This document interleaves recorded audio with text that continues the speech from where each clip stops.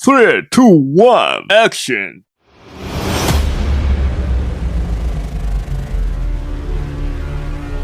Warahmatullahi wabarakatuh. Waalaikumsalam warahmatullahi wabarakatuh. Hamdan kasiron thayyiban mubarakan fihi mubarakan alaihi kama yuhibbu rabbuna wa yarda. Asyhadu an la ilaha illallah wa asyhadu anna Muhammadan abduhu wa rasuluhu la nabiyya ba'dah. Amma ba'du. Baik, bagaimana kabarnya 11 APL 1? Alhamdulillah baik, Pak. Ada yang tidak hadir hari ini? Ada. Siapa yang sakit? Yolanda. Yolanda. Kemudian ada yang izin? Ada. Siapa yang izin? Syifa. Syifa. Oke, selebihnya nggak ada? Ada.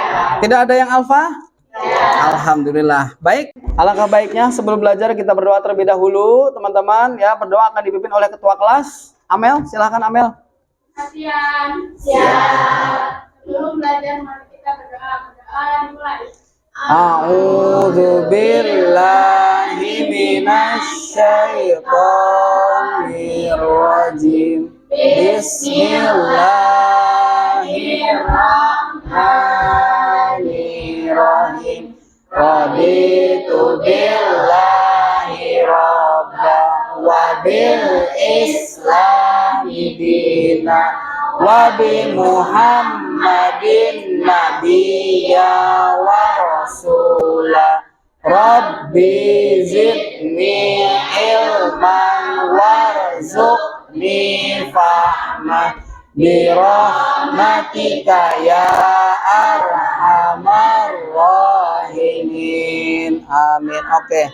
Baik ya, sebelum belajar seperti biasa kita biasa melakukan tadarus Quran yaitu surat Al-Waqiah ya. Kita mulai bareng-barang. A'udzu billahi minasyaitonir rajim. Bismillahirrahmanirrahim.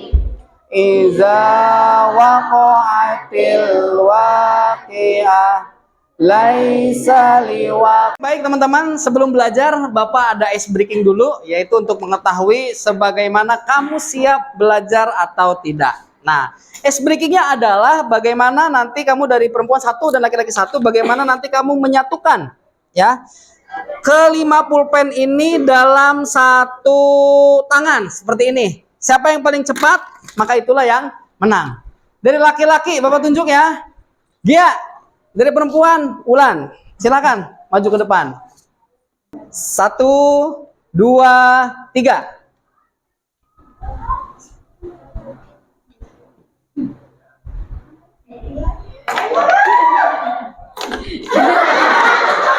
Nah, manfaat dari tujuan pembelajaran hari ini yaitu memandikan jenazah. Yang pertama, teman-teman mampu untuk mengetahui tata cara memandikan jenazah, baik perempuan maupun laki-laki.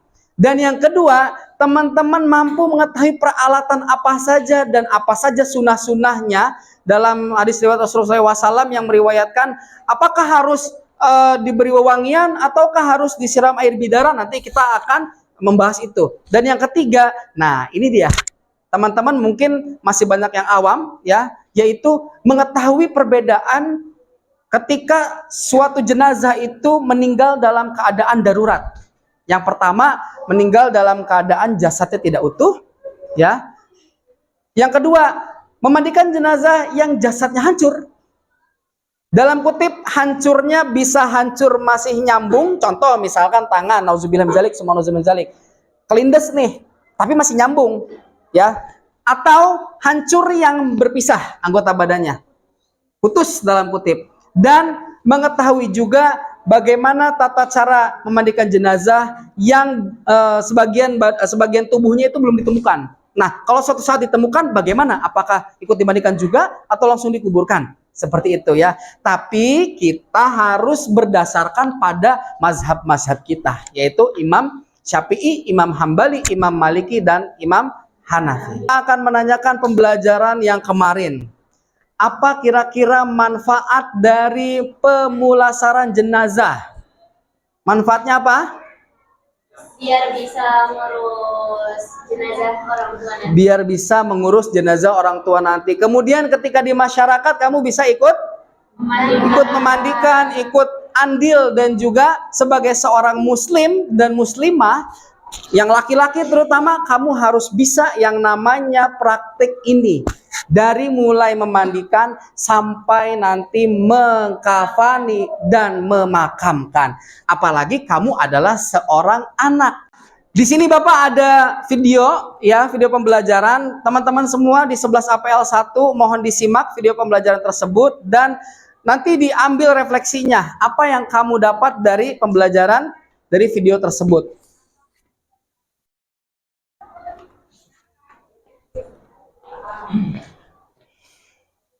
Baik, dari kesimpulan video tersebut ada yang bisa menyimpulkan dan mengintisarikan?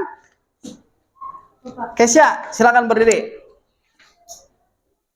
Dapat disimpulkan dari video tersebut itu ketika seorang muslim meninggal dunia, itu tuh kesempatan emas buat kita memperoleh pahala besar di sisi Allah. Di antaranya itu ada 3. Yang pertama itu memandikan jenazah.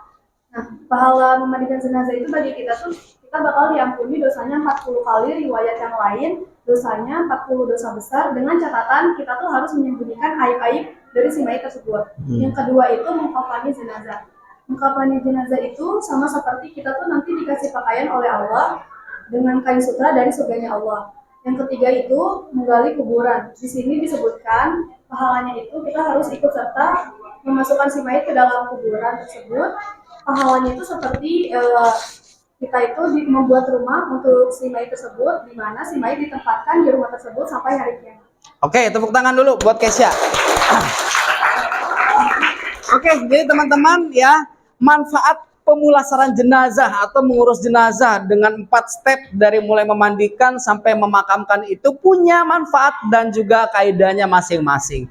Namun ya, hadis meriwayatkan bahwasanya barang siapa yang membantu atau turut andil mengurus jenazah dari mulai dia memandikan sampai menyolatkan, maka pahala yang didapat itu sama seperti 1 buah gunung Uhud. Dan barang siapa yang sampai mengurus kepada pemakaman atau sampai ikut menguburkan, minimal dia sampai nganter meskipun tidak ikut masuk ke dalam kuburnya, ikut membantu jenazah dimakamkan, dia dapatnya setara dengan 2 gunung Uhud. Nah, apalagi orang tua kita. Baik teman-teman ya, tugasnya ada 2. Bapak akan membagikan sebuah kelompok dan kemarin sudah dibagikan. Tinggal kalian itu yang pertama membarcode untuk materi pembuatan poster jenazah online. Jadi buatnya secara online, terserah mau menggunakan Canva, mau menggunakan CapCut, mau menggunakan Filmora, terserah. Dan yang kedua, Bapak akan memberikan LKPD, lembar kerja peserta didik. Nah, tugasnya ngapain? Untuk kelompok 1 nanti akan dibagikan bagaimana pendapat mazhab Imam Hambali tentang mayat yang tidak utuh, tata cara memandikannya. Yang kelompok 2 Imam Maliki, yang kelompok 3 Imam Hanafi, dan yang kelompok 4 Imam Syafi'i. Gitu ya teman-teman ya. Jadi dalam satu kelompok itu ada 2 tugas. Yang satu nanti membuat poster yang akan di barcode teman-teman ya. Posternya temanya apa gitu kan. Kemudian yang kedua mengisi 1 orang dalam kelompoknya itu LKPD. Kalian cukup mengomentari gambar ini. Tapi bukan hanya menurut mazhab. Jadi di atasnya adalah menurut kamu dulu. Jadi kamu itu meliteratur sepengetahuan kamu. Oh, di masyarakat saya mah seperti ini, Pak. Di masyarakat di saya seperti ini, budayanya begini begitu. Kalau misalkan ada orang yang kecelakaan, terpisah badannya seperti itu gitu ya. Dan juga teman-teman, kejadian ini, peristiwa ini itu sering terjadi di zaman Rasul, yaitu peristiwa ketika orang-orang yang mati syahid atau yang meninggal, ya. Itu banyak. Bahkan ada yang sampai terbelah badannya dari mulai ujung kaki sampai ke kepala itu. Nah, apakah harus dimandikan atau tidak gitu kan? Maka kita harus meninjau dulu dari segi agamanya. Dan sebelum meninjau dari segi agamanya, Bapak minta kamu tulis dulu sepengetahuan kamu, sepengetahuan diskusi kelompok kamu di wilayah masing-masing. Paham ya? Oke. Sekarang masing-masing kelompok ya, silakan di barcode perwakilannya dari kelompok 1, silakan maju di barcode kelompok 2. Kelompok 3, kelompok 4, silakan di barcode itunya. Ingat ya, posternya online. Silakan desain semenarik mungkin. Baik, hari ini Bapak akan bagikan LKPD-nya kelompok 3 ini tuh ya. Kelompok 1, kelompok 2, kelompok 4, Ya. Silakan kalian tulis pendapat kalian, ya. Analisa gambarnya, silakan tulis pendapat kalian dan juga silakan kamu nanti mencari mazhab masing-masing. 3 gitu.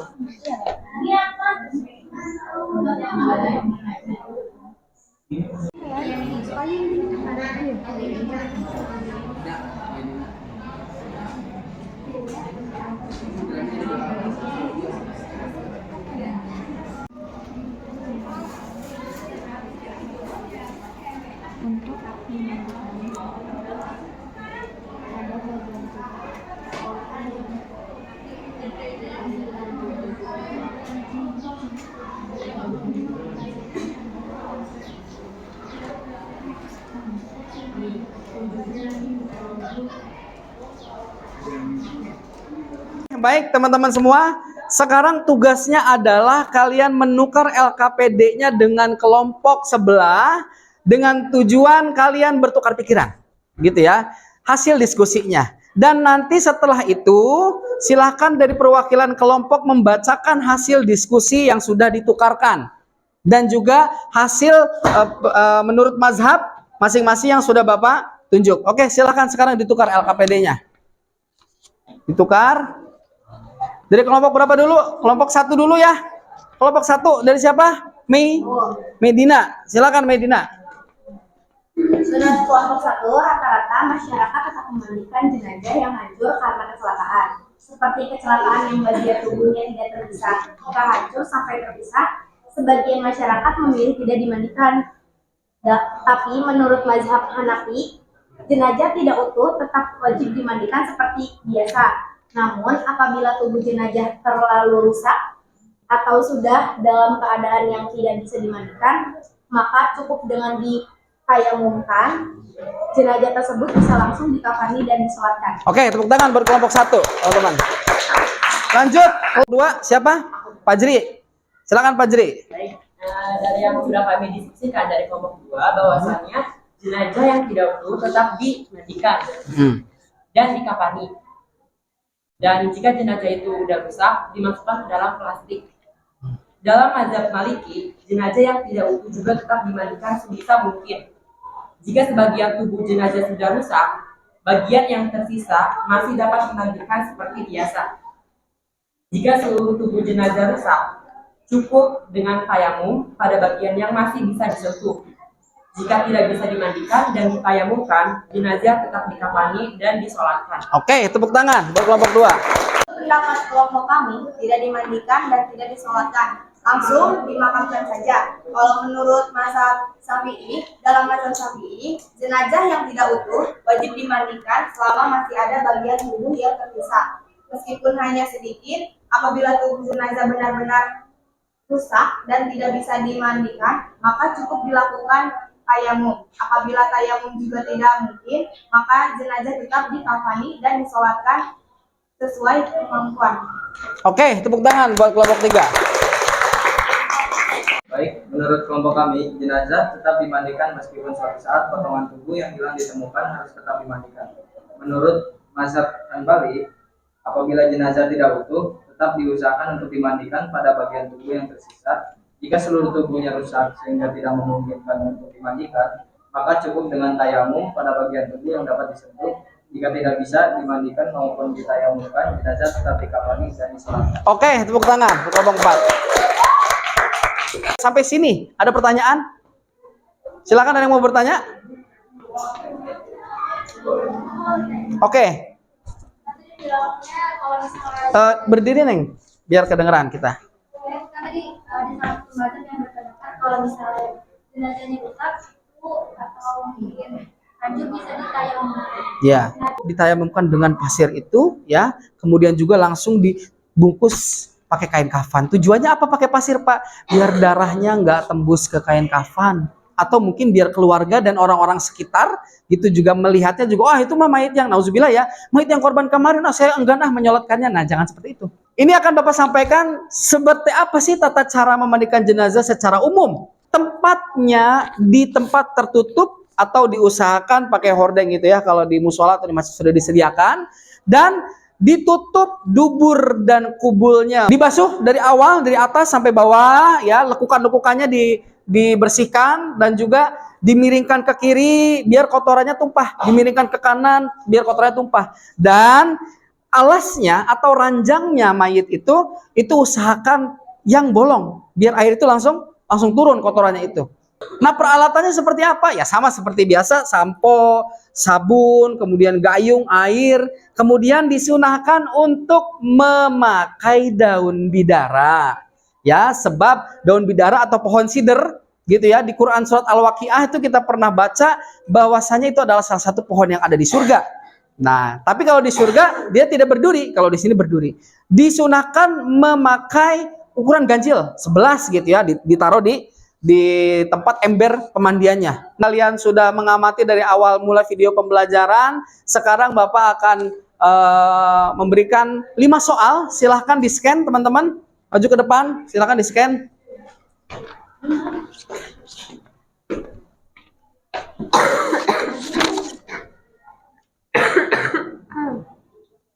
Jadi semuanya sudah mengisi ya, asesmen sumatif ya. Siapa yang dapat nilai 100? Oke, bagus ya, tepuk tangan buat yang dapat nilai 100, teman-teman. Jadi teman-teman ya, ini adalah closing statement dari Bapak. Kalian harus mengetahui dan sekarang kalian belajar untuk tidak terlalu ikut budaya tanpa dasar agama. Ya, kamu harus pahami dulu dari berbagai perspektif mazhab. Jangan kamu ambil atas tradisi setempat. Oh, dimasukin plastik gitu ya. Itu salah besar karena tadi ada kelompok yang bilang, "Pak, dimasukin plastik." Itu menurut kami begitu. Sedangkan plastik itu tidak terurai ya. Apalagi habis dimasukin plastik, habis itu dimasukin peti. Wah, makin lama gitu ya. Jadi tergantung kondisi. Ketika mayit itu posisinya tidak utuh ya, maka ketika utuhannya atau pecahan badannya ditemukan, boleh dimandikan, silahkan. Jika memungkinkan, ya dalam kutip kalau misalkan potongan tubuhnya ketemunya di dalam air gitu ya, atau korban tenggelam, atau korban mutilasi yang dibuang ketika tenggelam dan tidak memungkinkan untuk dimandikan, ya sudah berarti tayamum, begitu ya. Terkecuali kalau misalkan dia masih segar baru sehari kemudian ditemukan, ya itu memandikan saja tidak masalah. Tapi dimakamkannya tidak harus di satu liang lahat. Jadi boleh beda, nggak apa-apa gitu ya. Itu untuk yang potongan atau badan jenazah yang tidak utuh. Tetapi kalau jenazah yang hancur, nah ini tergantung hancur putus atau hancur yang masih nyatu. Kalau misalkan hancur yang masih nyatu kayak tangan, kayak gitu ya, ya itu silakan masih bisa. Silakan ditayamumkan. Atau kalau misalkan hancurnya setengah, Pak, bisa nggak yang pergelangannya hancur di sini nggak dimandikan, ditayamumkan, di sini dimandikan, boleh nggak? Jika memungkinkan boleh. Nah, itu kesimpulan dari 4 mazhab seperti itu. Dan kalau misalkan hancur, nauzubillah min dzalik ya, kayak kepala atau kayak anggota perut, usus-ususnya segala macam itu, ya silahkan ditimbun pakai tayamumnya pakai pasir. Nah, gunanya apa? Gunanya untuk menghindari tembus atau rembesan darah nanti ketika dikafani. Dan jangan sekali-kali diplastikan, tidak boleh. Ya, sebab plastik itu bisa berpuluh-puluh tahun itu bisa kuat dia tidak terurai gitu ya. Baik teman-teman, bagaimana pembelajaran hari ini, menyenangkan? Ada ilmu baru yang bertambah? Oke ya, baik, cukup sekian dari Bapak ya. Kita akan next nanti di pertemuan berikutnya yaitu tentang mengkafani jenazah. Syukron, wallahu muwaffiq ila aqwamit thoriq. Wassalamualaikum warahmatullahi wabarakatuh. Waalaikumsalam warahmatullahi wabarakatuh.